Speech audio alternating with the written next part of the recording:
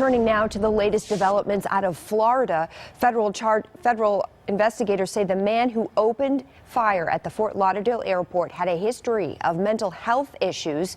Esteban Santiago is accused of shooting 13 people, killing 5 of them at the Fort Lauderdale Hollywood International Airport. This was Friday.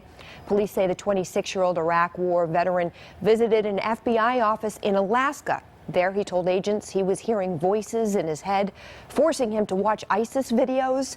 Right now, investigators say there are no known links tied to the terrorist group. Santiago could face the death penalty if he's convicted. Among those killed in that attack is a Marietta woman. 84-year-old Olga Woltering and her husband were at the airport on their way to a cruise to celebrate her birthday when that shooting happened. Last night, her church made the heartbreaking announcement to fellow members. Fox 5's Jacqueline Schultz tells us they've been members for decades. It just, really hits close to home, and you just go, why?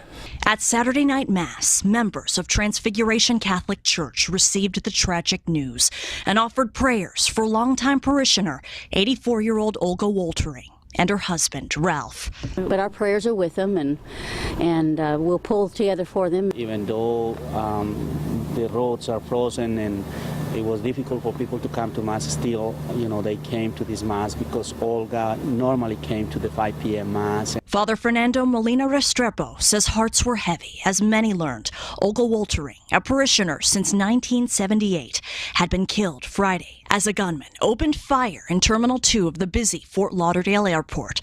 Her son tells Fox 5 the great-grandmother and her husband loved to go on cruises to spend quality time with family, and was in Fort Lauderdale to go on another cruise. Well, Olga was a very, very loving, caring, and very friendly person. She had a beautiful smile and big eyes. Parishioners said Woltering, who was British, was charming and called people lovey or love. Her family, in a statement, says Olga was a woman of faith and said her bright smile and loving manner will be missed by all who had the fortune to know her.